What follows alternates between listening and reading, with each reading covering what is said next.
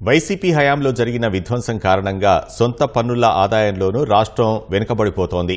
దక్షిణాది రాష్ట్రాలతో పోలిస్తే ఏపీలో ఆదాయ వృద్ధి పరుగులు తీయడం లేదు. ఆదాయంతో పాటు జీఎస్డీపీలోనూ రాష్ట్రం చివరి స్థానానికి పడిపోయిన పరిస్థితి నెలకొంది.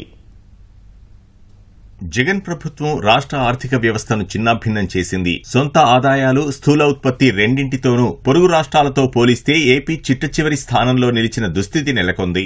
గత 7-8 నెలల్లో వృద్ధి రేటు 12.94% నమోదైనా గత 5 ఏళ్లలో తిరోగమన పరిస్థితులు రాష్ట్ర ఆదాయాన్ని వెనక్కు నెట్టాయి. 2019-20 ఆర్థిక సంవత్సరం నుంచి 2023-24 ఆర్థిక సంవత్సరం వరకు ఆంధ్రప్రదేశ్, కర్ణాటక, కేరళ, మహారాష్ట్ర, తమిళనాడు, తెలంగాణ రాష్ట్రాల ఆర్థిక పరిస్థితిపై గణాంకాలు చూస్తే రాష్ట్రం వెనుక వరుసలో నిలిచింది.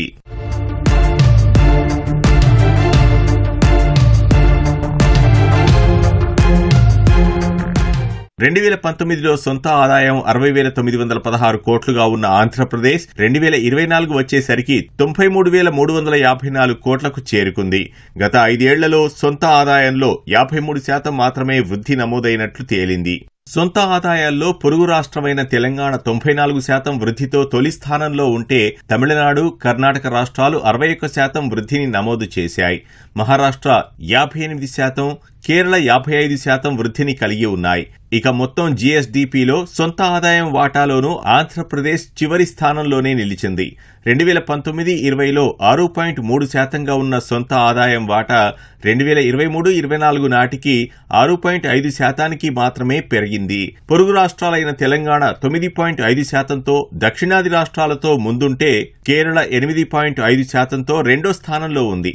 2025-26 ఆర్థిక సంవత్సరానికి సంబంధించి బడ్జెట్ రూపకల్పనలో భాగంగా అంచనాలను సిద్ధం చేస్తున్న ఆర్థిక శాఖ ఈ గణాంకాలను ముఖ్యమంత్రికి సమర్పించింది.